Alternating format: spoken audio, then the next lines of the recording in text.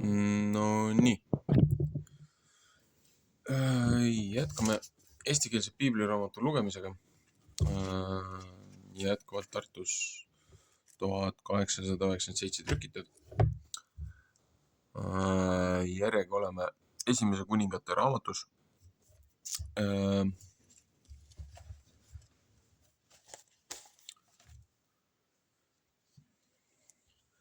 Pikk vahe tuli sisse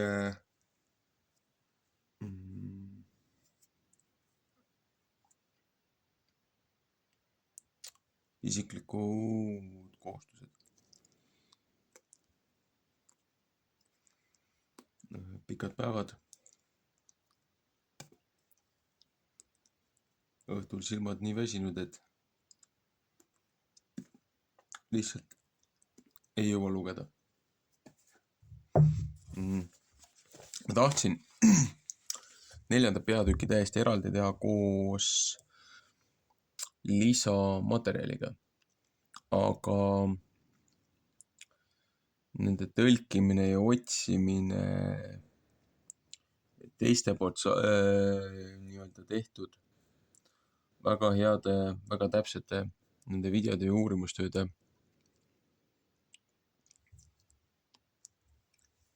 ümber tõlkimine, ilma et ma suudaksin siis nii-öelda visuaalselt juurde panna visuaalset poolt, kuna vahendid ja oskused puuduvad, siis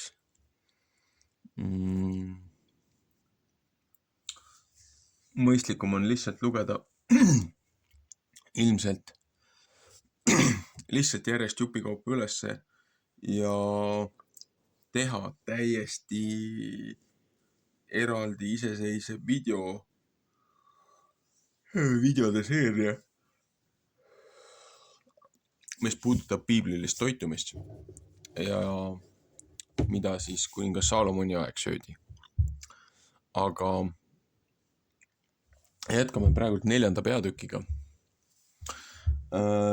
Saalomoni ülemad teenrid, igapäevane toiduse lugu. Ja kuningas Saalomon oli kuningas kõige Iisraeli üle ja need olid vürstid, mis temal olid. Saadoki poeg Asarja oli ülem maavalitseja, Eliorev ja Ahia siisapojad olid kirjutajad.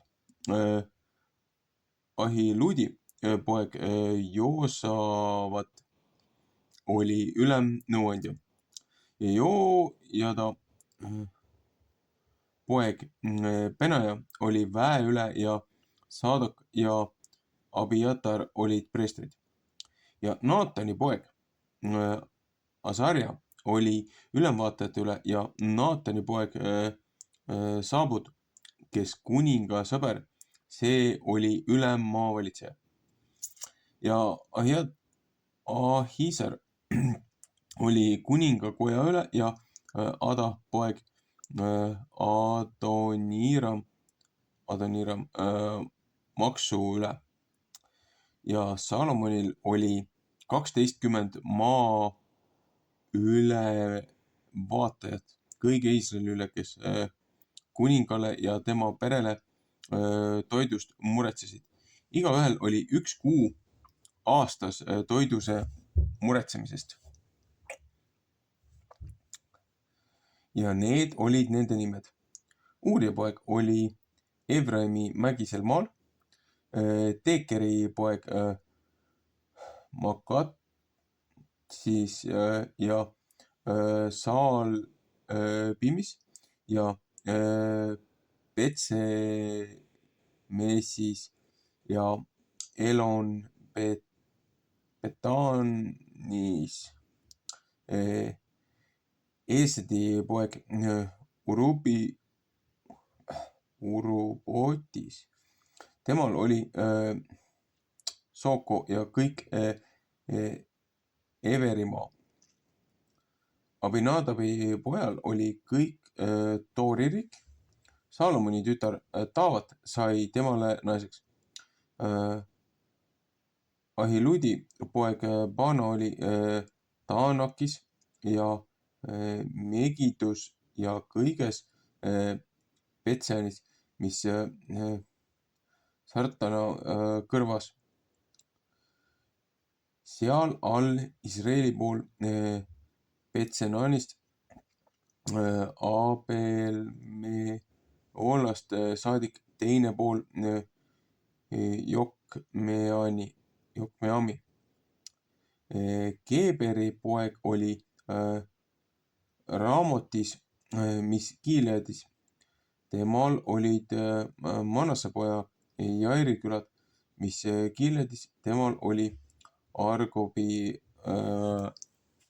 maakoht.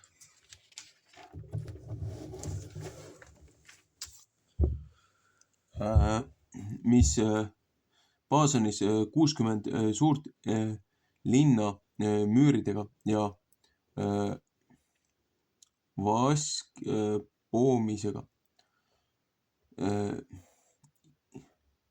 Ido poeg Ahinadab oli Mahanaimis. Abimaats oli Raftali maal. Seesama võttis ka Saalomoni tütre Basmati naiseks. Use poeg Baana oli Useris ja Aseris ja Slotis. Parua poeg Joosavat Issakari maal. Eela poeg Siimei Benjamini maal. Uuri poeg Geber Gileadi maal. Emori kuninga Siihoni maal ja Baasani kuninga Oogi maal. Ja ta oli ainus ülemvaataja, kes sealmaal. Juuda ja Iisraeli rahvast oli palju kui liiva, mis mere ääres. Paljuse poolest nemad sõid ja jõid ja olid rõõmsad. Ühesõnaga, siin räägib 12 nii-öelda ülemvaatajast, kes iga kuu muretsesid siis nagu toidu eest, et oli üks kuu üks, teine kuu teine. Jällegi jõuame piibliliselt tagasi. Iga kuu eest see niinimetatud kuukalender, mida kõik väidavad, et juudid jälgisid. Kuukalendris on 13 kuud. 13. kuud ei ole siin piiblis kirjas. Kosmoloogiliselt, hooajaliselt, aastaajaliselt on 12 kuud. See on Babyloonia ja muude vangistusaegade müstitsism, mis toodi sisse. Nii et ja siis Kreeka vallutuste aeg veel see kuukummardus, kus kästi õigest kalendrist ära pöörduda surmanuhtlusel. Ühesõnaga, väga paljud inimesed teevad selle vea, et hakkavad õigustama midagi, millel ei ole isegi mitte kontekstilist alust. 5. peatükk. Saalomoni väga suur tarkus, mis templi ülesehitamise tarvis valmistatakse. Huvitav, et siin 4. peatükis praegult ei räägi koguseid, mis toidulauale pandi. Kas see on siis hilisemalt? Seepärast, et kuskil oli konkreetselt kirjas, mis olid siis nii-öelda toidulaua need osad. Lihtsalt oma mälu järgi, kui ma võtan seda ingliskeelset informatsiooni, mis mina olen läbi töötanud. Nii. Ja Saalomon oli valitseja, see on siis 5. peatükk, Saalomoni väga suur tarkus, mis templi ehitamise tarvis valmistatakse. Ja Saalomon oli valitseja kõigi kuningriikide üle, Vrati jõest, Vilististe maast, Egiptuse rajast saadik. Nemad tõid, andid ja olid Saalomoni alamad kõik ta eluaeg otsa.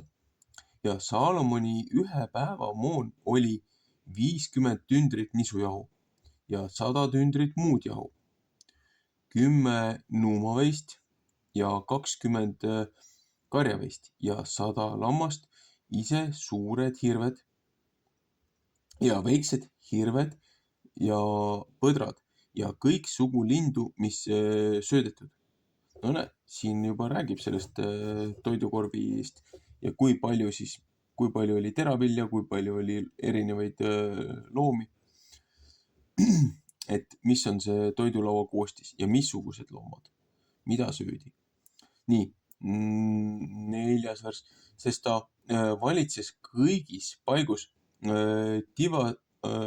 Tivsast siinpool Vrati jõge, Assast saadik, kõigi kuningate üle siinpool jõge ja temal oli rahu kõigilt poolt seal ümberkaudu. Ja Juuda ja Iisraeli rahvas elas julgesti, iga mees oma viinapuu all ja oma viigipuu all Tannist Bersebast saadik kõige Saalomoni eluaja. Saalomonil, okei, nii. Ja Saalomonil oli 40 000 lahtrit hoostele, mis ta tõldade tarvis ja 12 000 rüütlit. Ja need sinased ülemvaatajad muretsesid kuningale Saalomonile toidust ja kõigele, kes kuninga Saalomoni laua juures said, iga mees oma kuul, nemad ei jätnud midagi vajaka. Ja orde ja õlgi hoostele ja kärme hoostele tõid nemad sinna paika, kus ta oli, iga mees nõnda, kui ta kohus. Ja Jumal andis Saalomonile tarkust ja väga palju mõistust ja südame rohket äratundmist, nõnda kui liiva, mis mere ääres. Ja Saalomoni tarkust oli palju enam kui kõige hommikumaa rahva tarkust ja kui kõige Egiptuse rahva tarkust. Ja ta oli targem kui kõik inimesed, kui Etan, Esrahimees ja Eeman, Kalkol ja Tarba, noolipojad, ja ta oli kuulus kõigi paganate seas ümberkaudu. Ja ta rääkis üles 3000 õpetuse sõna ja tema laulusid olid tuhat ja viis.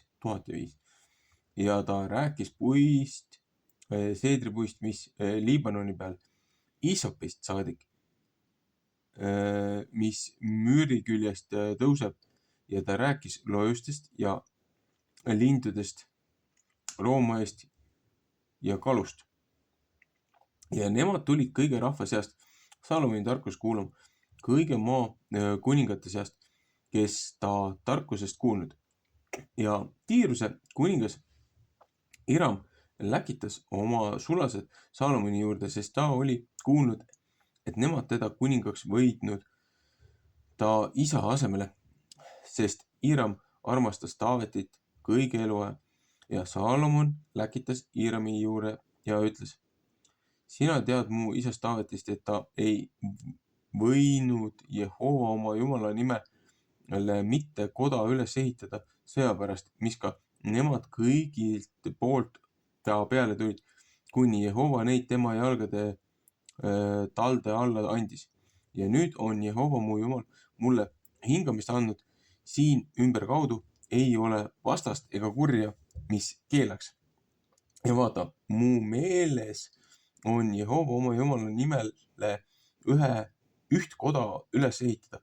Nõnda kui Jehova mu isa Taaveti vastu rääkinud ja ütelnud, su poeg, keda ma su asemele panen su aujääre peale, seesama peab minu nimele ühe koja üles ehitama.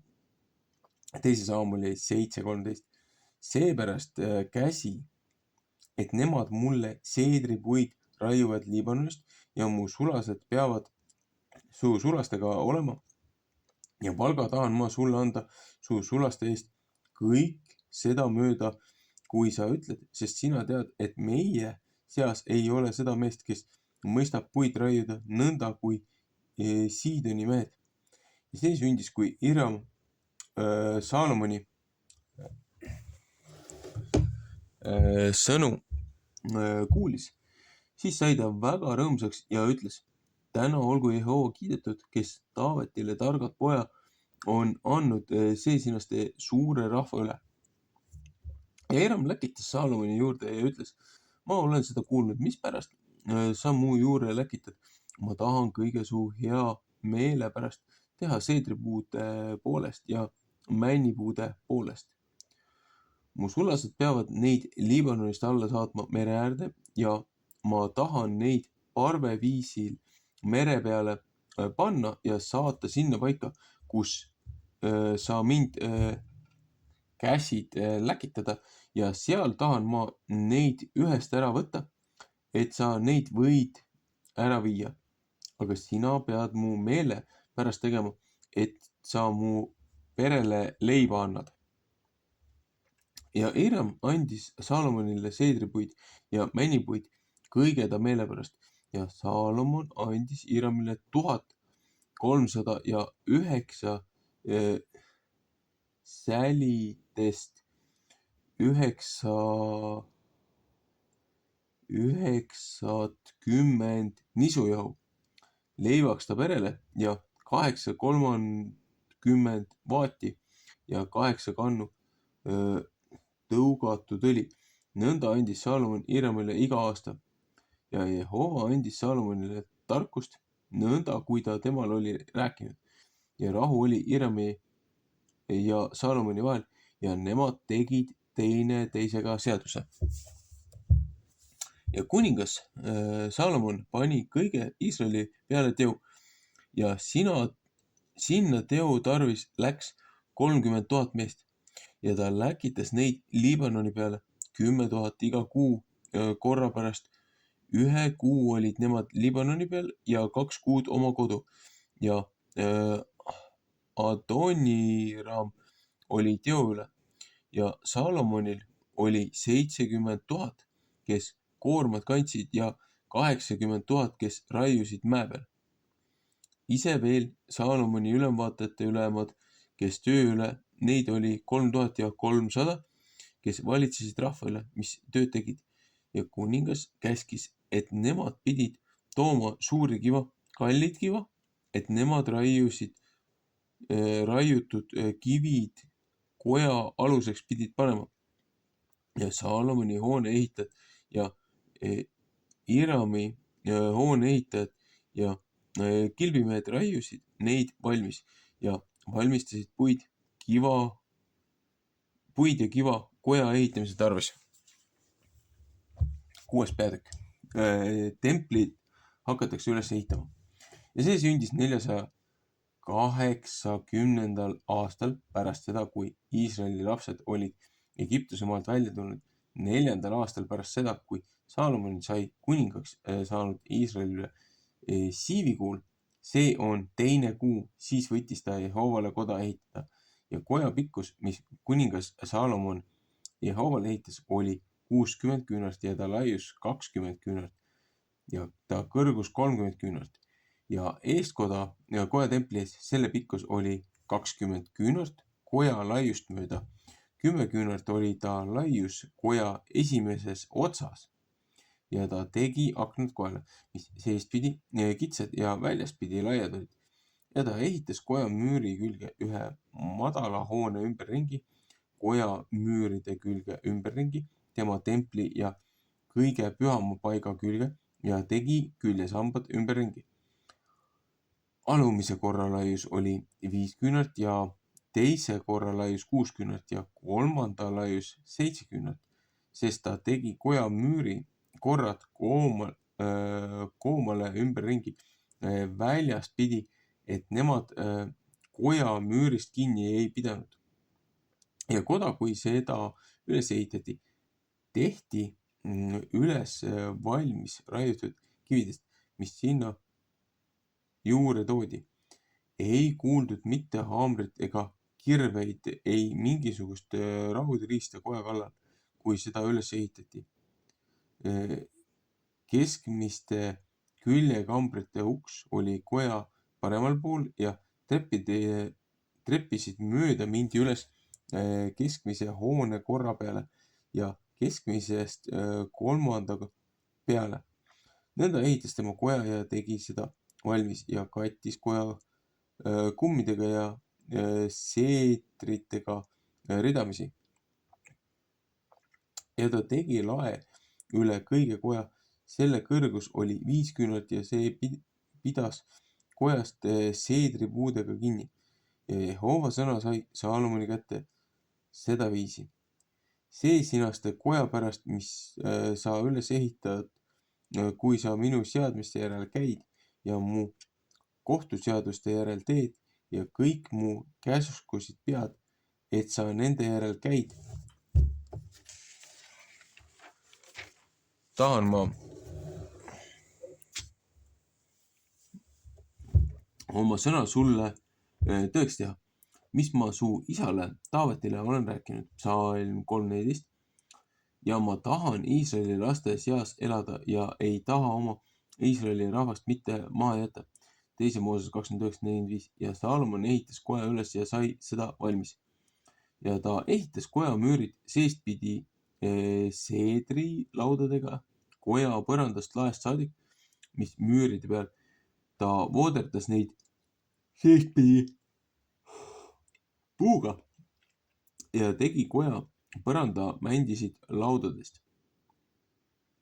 Ja ta ehitas 20 küünalt koja tagumisest küljest seedrilaudadest ja põrandast müüride ülemast otsast saadik. Ja seda ehitas ta seestpidiseks kohaks, mis kõige püham paik. Ja koda oli 40 küünalt pikk. See on see tempel, mis eestpidi. Ja seedrid seestpidi seal kojas olid nikerdatud metskõrvitsate ja lillekeste viisil, mis lahti löönud. Kõik see oli seedripuust, kivi ei nähtud mitte. Ja ta valmistas kõige pühama paiga kojas seestpidi, et Jehova seaduse laegast sinna pidi pandama. Ja kõige pühama paiga seestpidine pool oli pikuti 20 küünalt ja laiuti 20 küünalt ja ta kõrgus 20 küünalt. Ja ta kattis seda selgema kullaga ja ta kattis ka seedripuust altari. Ja Saalomon kattis koja seestpidi selgema kullaga ja tegi vaheseina kuldkeedega ühte kõige pühama paiga ette ja kattis seda kullaga. Ja kõik koja kattis ta kullaga seni, kui kõik koda valmis sai. Ja kõik altari, mis kõige pühama paiga ees, kattis ta kullaga. Ta tegi ka kõige pühama paika 2 keerubit õlipuust. 10 küünalt oli igaühe kõrgus.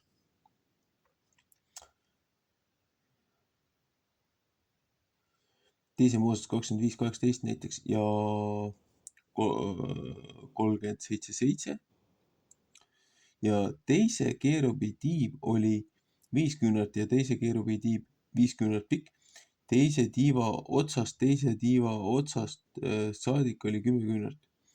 Teise keerubil oli ka 10 küünalt, 1 mõõt ja 1 nägu oli mõlemal keerubitel. Teise keerubi kõrgus oli 10 küünalt ja niisamuti teise keerubi kõrgus.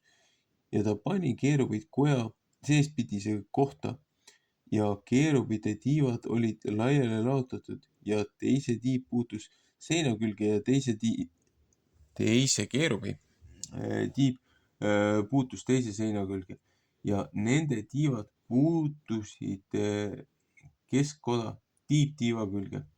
Ja ta kattis keerubid kullaga ja kõige koja seinte peale laskis ta nikerdatud keerubid ja palmipuid ja lahti löönud lillekesi ümberringi tikkimise ja nikerdamise viisi seestpidi ja väljastpidi.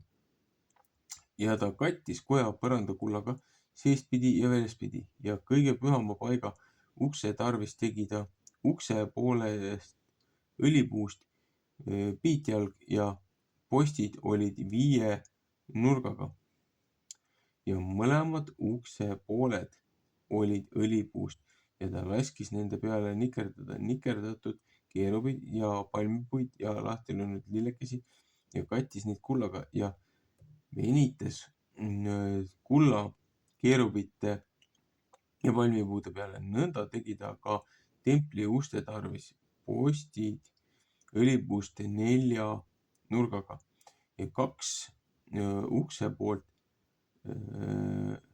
mäntsest puust. Teisel ukse poolel oli 2 poolt hingedega ühes ja 2 nikerdatud poolt olid teise ukse poolel hingedega ühes ja ta laskis nende peale nikerdada keerubid ja palmipuid ja lahti löönud lillekesi ja kattis seda kullaga õieti tasa sinna peale, mis oli nikerdatud. Ja ta ehitas seespidise õue 3 reaga raiutud kividest ja 1 reaga valmis raiutud seedripalkidest. 4. aastal pani Jehova koja alumine siivikuul ja 11. aastal puulikuul, see on 8. kuu, sai ta koja valmis kõik seda mööda, kui sinna tarvis ja kõik seda mööda, kui ta kohus.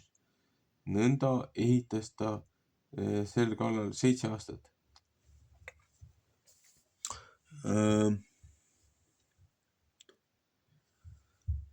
Praegu teeks väikse pausi sisse. See on siis 4 kuni 6.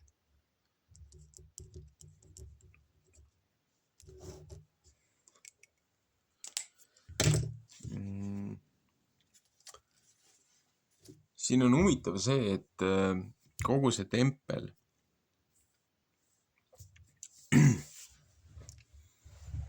tempel ehitati hästi suurelt ja hästi uhkelt ülesse.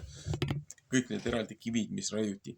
Ja tempel pandi niimoodi kokku, et templi sees ei kuuldud üldse mingisugust haamrite tagumist või töö tegemist, et põhimõtteliselt seda templit ehitati nagu vaikuses. Templi kohta on huvitavaid erinevaid jutte ka Heebrea juutide rahvapärimustest, aga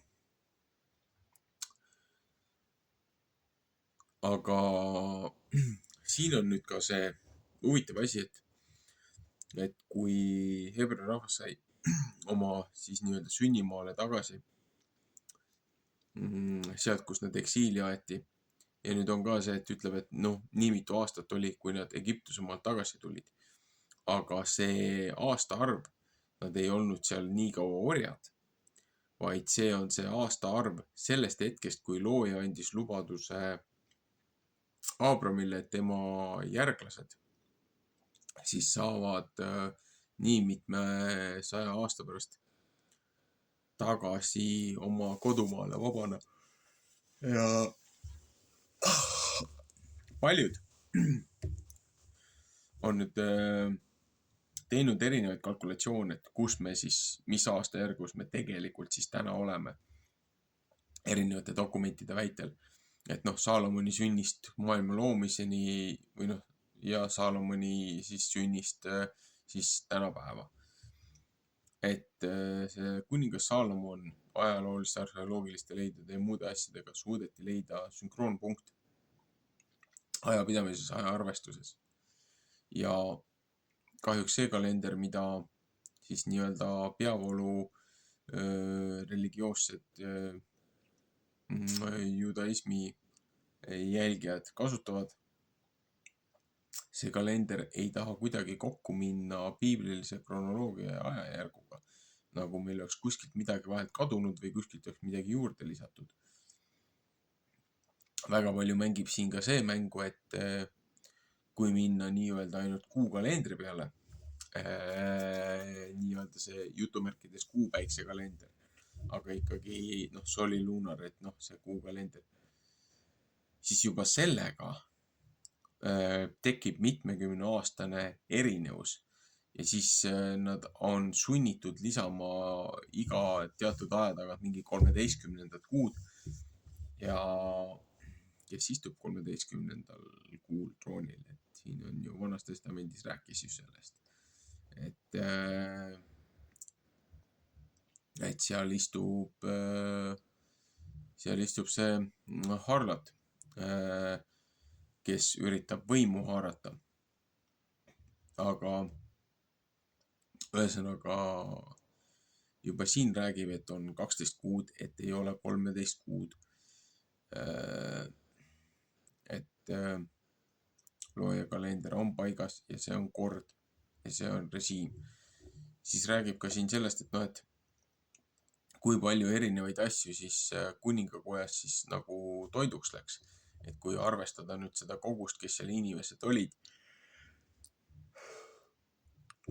need päevased kogused või asjad, et kui arvestada need nüüd tagasi, et siis saab tegelikult päevase selle inimese, selle toitumise, selle portsjoni saab ka kätte. Ühtlasi saab ka selle koguse kätte, et kui palju teravilja, kui palju siis nii-öelda loomaliha, kui palju erinevat siis marjasaadust, et kõik need asjad. Lisaks räägib siin ka sellest, et Saalomon kirjutas erinevaid raamatuid, et raamatuid erinevate asjade kohta, lindude, loomade, kõigi muude asjade kohta, tarkuste raamat. Räägib siin ka erinevatest nendest ravimtaimedest ja nendest asjadest. Et jällegi see paar hästi head videot on, mis põhimõtteliselt kordavad ühte ja sama nagu jutupunkti, et 20 piiblilist ravimtaime või siis toitu, mis on tervisele kasulikud, et ei ole vaja farmaatsiat praktiliselt üldse puutudagi, et looja on kõik vajalik andnud selleks, et sinu keha säiliks ja püsiks ja oleks jätkusuutlik. Et lihtsalt inimesed on sunnitud unustama modernse meditsiiniga nii-öelda selle rahvaliku ravitsemise või loodusliku ravitsuse või siis õigemini öeldes loojapoolse keha ja vaimu tervise hoidmise süsteemi. Ühtlasi siin on, räägib andamitest, et näed, et see suur kuningas, kes Taavetit omal ajal austas, tast lugu pidas, et see tegi pojaga, tegid lepingu ja said ju Lebanonist, said neid suuri puid ja kuidas see tempel on üldse ehitatud, et seest ja väljast igalt poolt, siin on hästi spetsiifiliselt räägib sellest, et kõik on kullaga üle karratud, et üle tehtud on ju, et siin ei ole ainult lihtsalt selles, et oi, näe, vaata, kui vägevaks see tempel tehti, et hukustada või edvistada. Aga saate aru, kui rahvavalitseja oskas rahvast nii hästi valitseda, nii hästi hoida läbi looja siis armu ja looja õnnistuse, et ümberringsetest kõigist nendest sõdadest ja asjadest oli rahu, mitte kedagi ei rünnatud, mitte keegi ei julgenud puutudagi neid. Inimesed tulid nõu küsima kaugelt maalt. Ja väga palju müsteeriumikoole sai alguse Saalomoni õpetustest ja asjadest, aga hiljem nende teiste naistega, keda Saalomon hakkas siis väljaspool looja õpetust võtma, et siin ütleb ka, et kui sa jälgid looja õpetusi ja asju ja teed kõiki neid radasi, siis kõik need head asjad antakse sulle, aga kui sa sellest pöördud, siis tulevad karistused, on ju. See tuleb hiljem, aga kuni sinnamaani tegelikult oli üks austatumaid mehi, üks lugupeetumaid ja järjekorrad olid tema juures konsultatsioonil käia ja neil oli nii palju jõukust ja nii palju väärikust ja väärtust, et mis armeed olid neil olemas, nii-öelda ratsahobused, vankrite vedamisobused, siin ütleb, et kiired hobused, et nagu käskjalad on ju põhimõtteliselt nagu postituvid, Lufthansa, et ühesõnaga kuna rahval oli nii palju stabiilsust, jõukust ja küllust, et lihtsalt looja templi jaoks see, mida austati, see püha paik, see, kuidas loojast peeti lugu, mitte millegiga ei koonerdatud selle ehitamisel, ülesehitamisel, et kõik kõige paremast materjalist, kõik kõige vägevam, kõige edevam, kõige uhkem kulla ja karraga üle käidud. Kuigi jah, looja ütleb ju ka 10. käsus, et sa ei tohi midagi teha, mis on maa peal või taeva all või maapõues, on ju, et ei loomi linde ega taevaseid kehasi, ja neid kummardada ja teenida. Siin on see erinevus 10 käsku, et see, kuidas see tempel üles ehitati ja kuidas kõik need kaunistused ja asjad tollel hetkel pandi, mida nii-öelda nagu Rooma katolik kirik on üritanud või siis ütleme kas või õigeusu kirik, seepärast et Rooma katolik kirik ju kasvas tegelikult välja õigeusust, sellest nii-öelda ühtsest sellest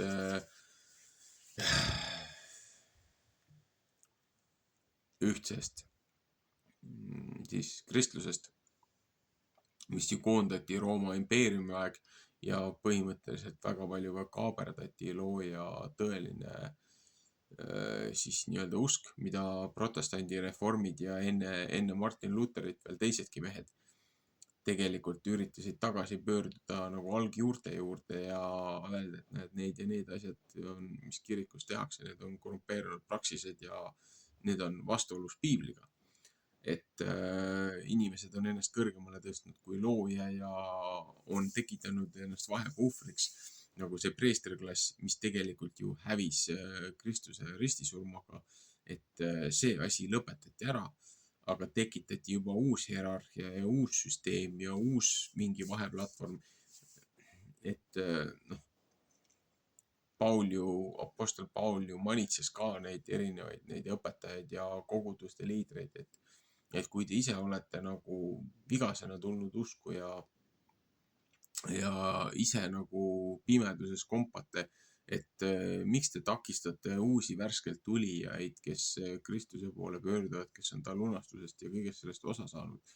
Et miks te pidurdate nende vaimset kasvu ja arengut ja kõike seda, et surute seda sammust institutsioonilist religiooni peale, millega juba omal ajal siis heebrea rahvas, juudid just spetsiifiliselt leevitite, mis sellelt üle võeti, see korrumpeerunud edomaitide panganduskartelli poolt.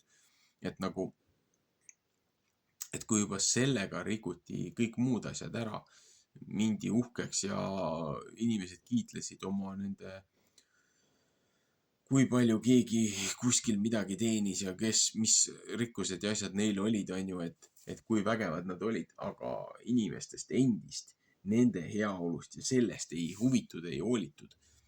Et kooriti inimestelt veel viimane nahk, need, kes kirikusse tulid, et makske ainult kümnist ja siis tehke seda, mida meie teile ütleme. Aga Jumala sõna ei olnud ju inimesteni nende oma keelis saanud, et nad olid sunnitud kuulama, mitte vähesed, kes said ladina keelest aru, kes olid õpitud, aga enamus, kes tulid ju pöördusid looja poole, kes said selle inspiratsiooni ja selle püha vaimu nii-öelda selle tärke, et need ei olnud, väga paljud ei olnud pädevad isegi erinevaid võõrkeeli kuulama, veel vähem neid lugema. Et ja siis kirikuõpetajad lihtsalt pöördusid looja ausast õpetusest ja hakkasid omakasupüüdlikult seda ajama kui äriettevõtet, mille vastu erinevad koguduse liikmed ja õpetajad ja usumehed astusid. Aga see on ka see samune asi, et jällegi ümberringi rahvas on üleüldiselt alla igasuguse vaesuse piiri ja normaalse toimetulekuta. siis ehitatakse siukseid vägevaid paleesi ja asju nagu valitsuse tegelinskitele ja siis tõstetakse nende palka ja nendel on eraldi kompensatsioonid ja ma ei tea, mis kõik asjad. Et aga rahvalt varastatakse veel viimane. Et see ei lõppe hästi, seepärast iga kord, kui see nii-öelda eliitklass on teotanud loojad ja läinud sellest õigest teest eemale, on alati karistus järgnenud. Ja me oleme selle kriitilise piiri lävepakul siinsamas meie kodumaalgi, meie Eestimaal. Et viimane aeg oleks nendest kurjustest ja nendest praksistest nagu tagasi pöörata. Aga jätkuvalt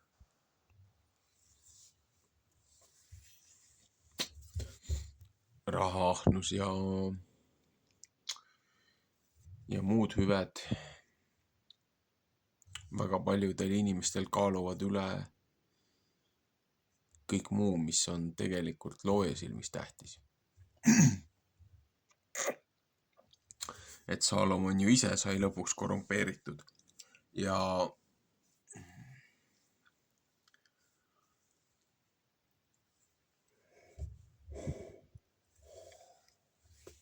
talle tuli ka karistus. Aga jõuame ka hiljem sinnamaale. Ühesõnaga, siin on nii palju konteksti, mida need, kes esimest tulevad sellesse informatsiooni, nendel ei ole ja neil on raske seda mõista. Miks ma üldse sellest kronoloogilisest ajast ja sellest Saalomi sünnipunktist ja sellest ajapidamisest rääkisin? See viib meid juba edasi teise teemasse. Mul on ingliskeelsed mitu erinevat videot, kus ma olen üritanud seda lõpuaegade möllu ja tribulatsioone ja kõiki neid muid asju mitu korda lahti seletada. Aga mida ma ei ole suutnud teha, on eesti keeles siis nagu lahti seletada need mõningad asjad, seepärast et jah, meil on siin toredaid õpetajaid ja igasuguseid muid tegelinskeid, aga kui need elementaarsete asjadega väga paljud eksivad, siis et meid kogutakse siit ära ja me ei pea nagu midagi muretsema ja looja tuleb meile pilves vastu ja esmaste ülestõusnutega, aga kas keegi nagu konteksti üldse on lugenud või? Et need viimased korjatakse siit üles peale tribulatsioone, nagu vähe sellest, et inimesed ei ole suvatsenud Vana Testamenti lugeda, prohveteid asju ja muid asju, neid ajaloolisi tähelepanekuid. Inimesed vist isegi ei loe Uut Testamenti mitte.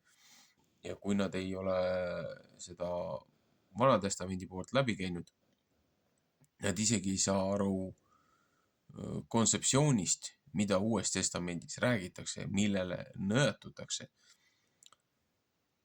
Ja siis tulevad igasugused erinevad doktreenid, rahvast kustutatakse magama, et me ei pea ei poliitika pärast muretsema ja me ei pea muude asjade pärast muretsema, et kohe-kohe varsti viiakse meid siit ära, et